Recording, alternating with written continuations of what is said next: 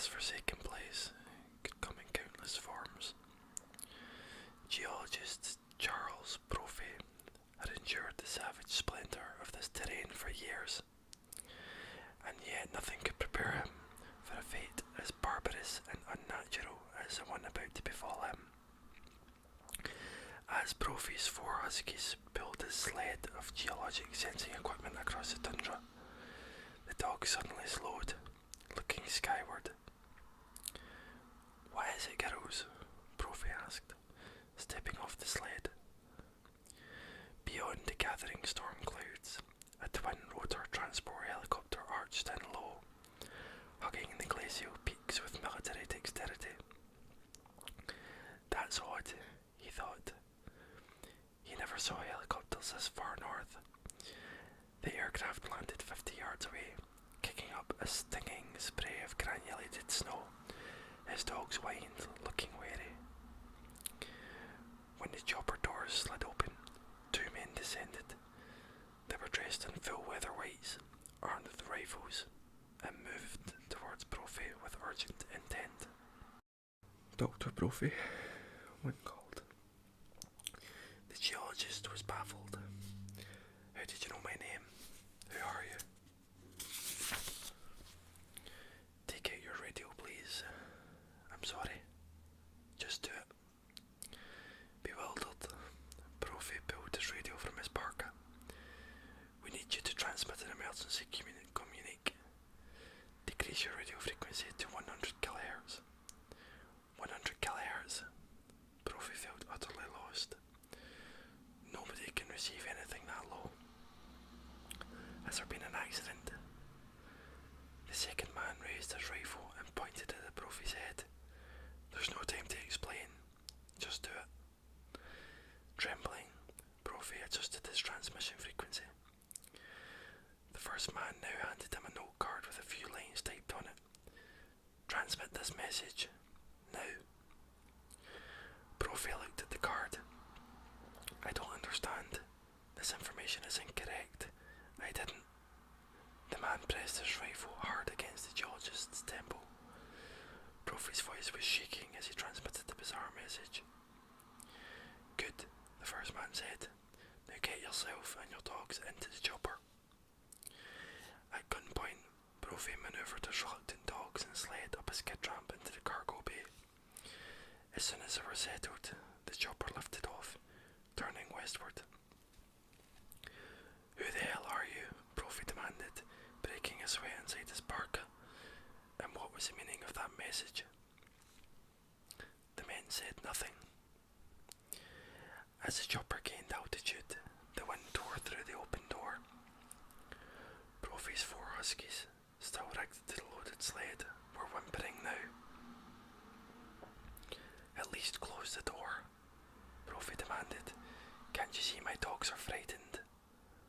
The men did not respond. As the chopper rose to 4,000 feet, it banked steeply out over a series of ice chasms and crevasses. Suddenly the men stood. Without a word, they gripped the heavily laden sled and pushed it out the open door. Brophy watched in horror as his dogs scrambled in vain against the enormous weight. In an instant, the animals disappeared, dragged howling out of the chopper. Brophy was already on his feet screaming when the men grabbed him. They hauled him to the door. Numb with fear, Brophy swung his fists, trying to fend off the powerful hands pushing him outward. It was no use. Moments later, he was tumbling towards the chasms below.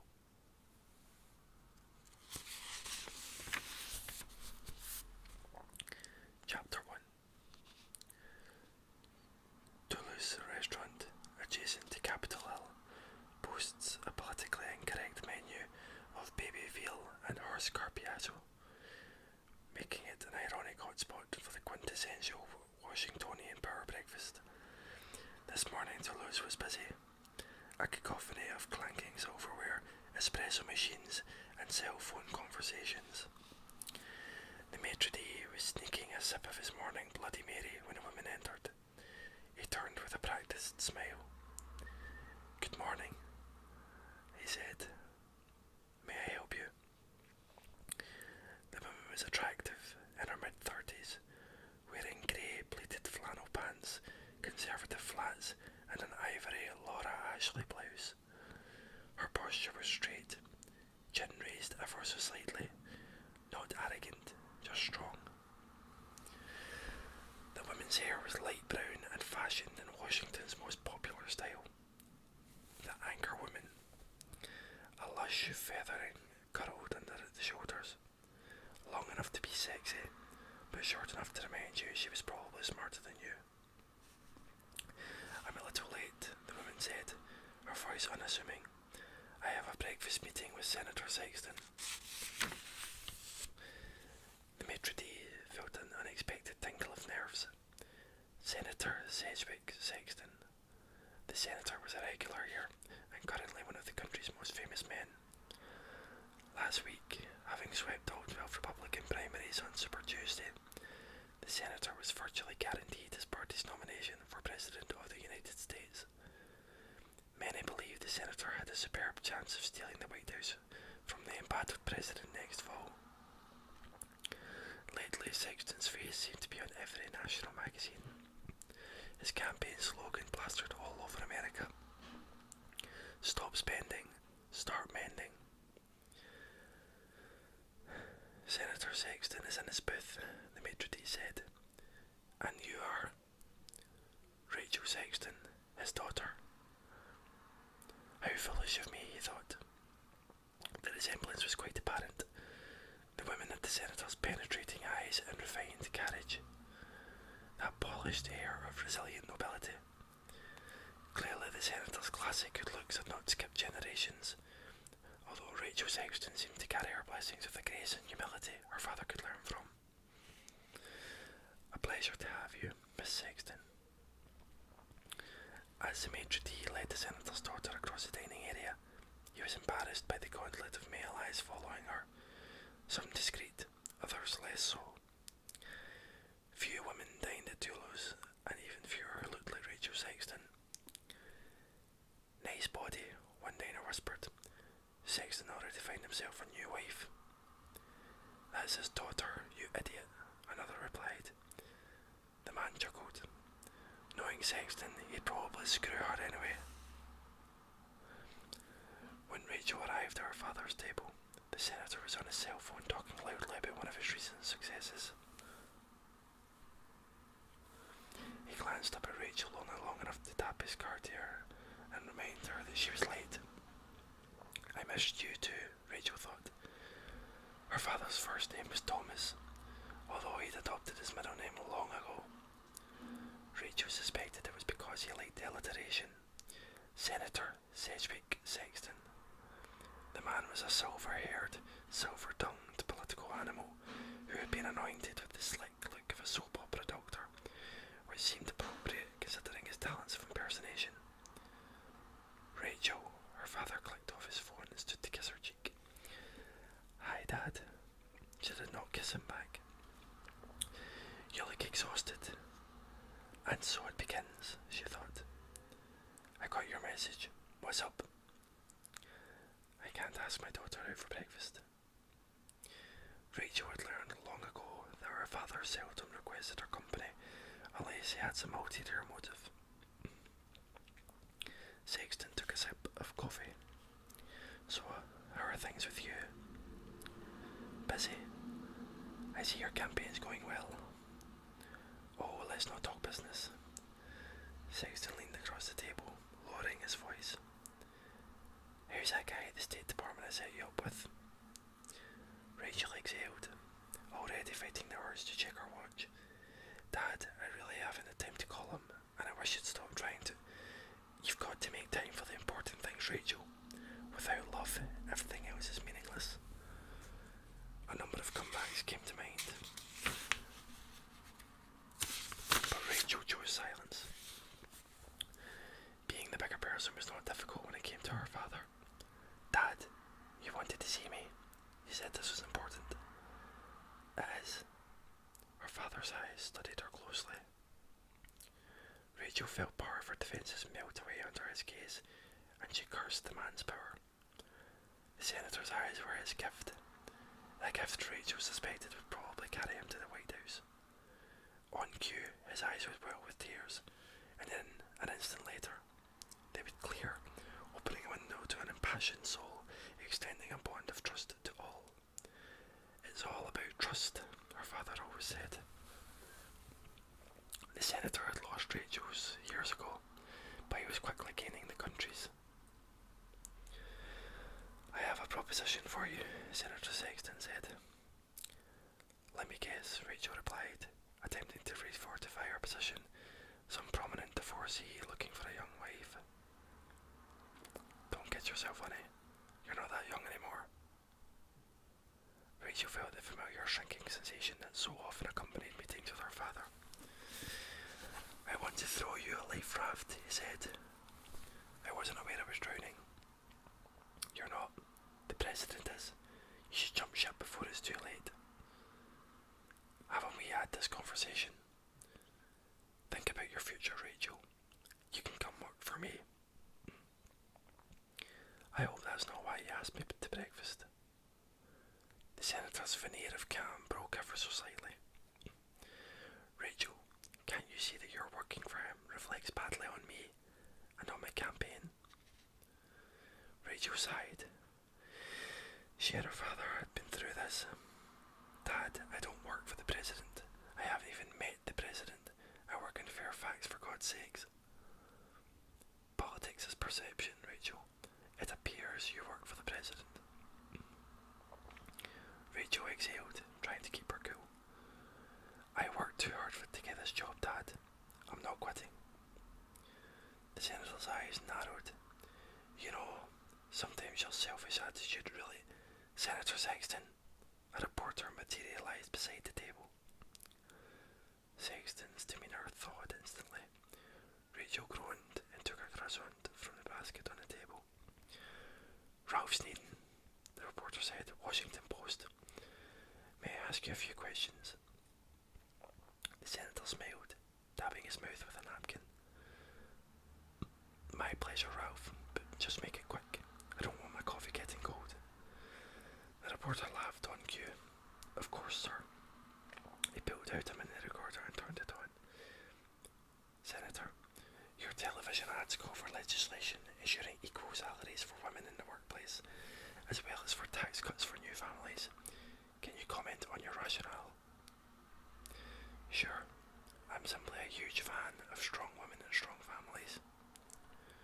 Rachel practically choked on her croissant. And on the subject of families, the reporter followed up. You talk a lot about education. You've proposed some highly controversial budget cuts in an effort to allocate more funds to our nation's schools. I believe the children are our future. Rachel could not believe her father had sung to quoting pop songs. Finally, sir, the reporter said, you've taken an enormous jump in the polls these past few weeks. The president has got to be worried. Any thoughts on your recent success? I think it has to do with trust. Americans are starting to see that the president cannot be trusted to make the tough decisions facing this nation. Runaway government spending is putting this country deeper in debt every day, and Americans are starting to realise it is time to stop spending and start mending. Like a stay of execution from our father's rhetoric, the pager in Rachel's handbag went off. Normally the harsh electronic beeping was an unwelcome interruption, but at the moment it sounded almost melodious. The senator glared indignantly at having been interrupted. Rachel fished the pager from her handbag and pressed a preset sequence of 5 buttons, confirming that she was indeed the person holding the pager. The beeping stopped and the LCD started blinking. In 15 seconds she would receive a secure text message. Sneeden grinned at the senator. Your daughter is obviously a busy woman. It's refreshing to see you two still find time in your schedules to dine together. As I said, family comes first. Sneeden nodded, and then his gaze hardened. Might I ask, sir, how you and your daughter manage your conflicts of interest? Conflicts?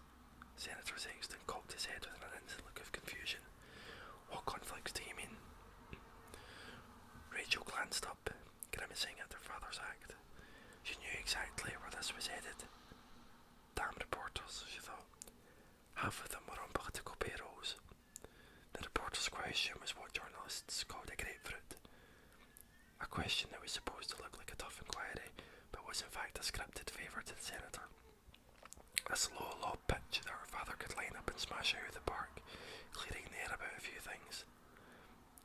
Well, sir, the reporter coughed, feigning uneasiness over the question. The conflict is that your daughter works for your opponent. Senator Sexton exploded in laughter, diffusing the question instantly. Ralph, first of all, the President and I are not opponents. We are simply two patriots who have different ideas about how to run the country we love. The reporter beamed. He had his soundbite. Second, my daughter is not employed by the President. She's employed by the intelligence community. She compiles intel reports and sends them to the White House. It's a fairly low-level position. He paused and looked at Rachel. In fact, dear, I'm not sure you've even met the President, have you? Rachel stared, her eyes smouldering.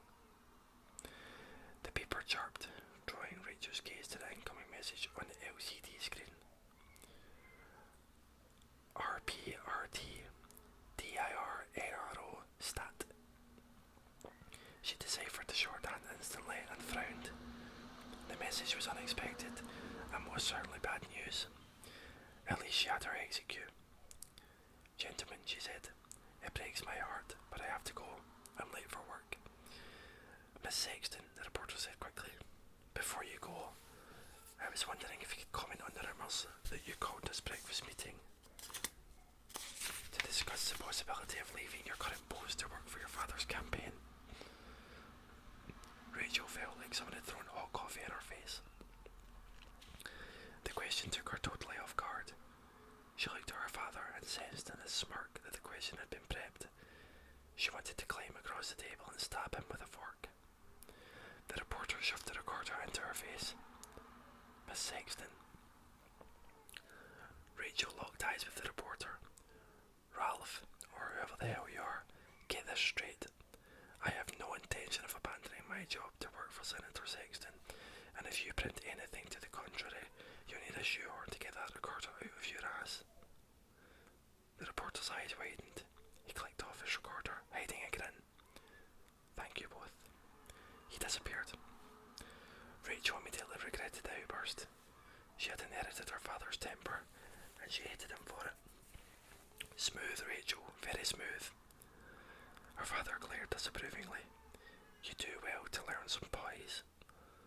Rachel began collecting her things. This meeting is over. The senator was apparently done with her anyway. He pulled out his cell phone to make a call. Bye, sweetie. Stop by the office one of these days and say hello. And get married, for God's sake, you're 33 years old. 34, she snapped. Your secretary sent a card. He clucked ruefully. 34, almost an old maid. You know, by the time I was 34, I'd already married mum and screwed the neighbour. The words came out louder than Rachel had intended, her voice hanging naked in an ill-timed lull. Diners nearby glanced over. Senator Sexton's eyes flash-froze, 2 ice crystals boring into her. You watch yourself, young lady. Rachel headed for the door. No, you watch yourself, Senator. Thanks for watching, guys. Hope you enjoyed chapter 1 of Deception Point.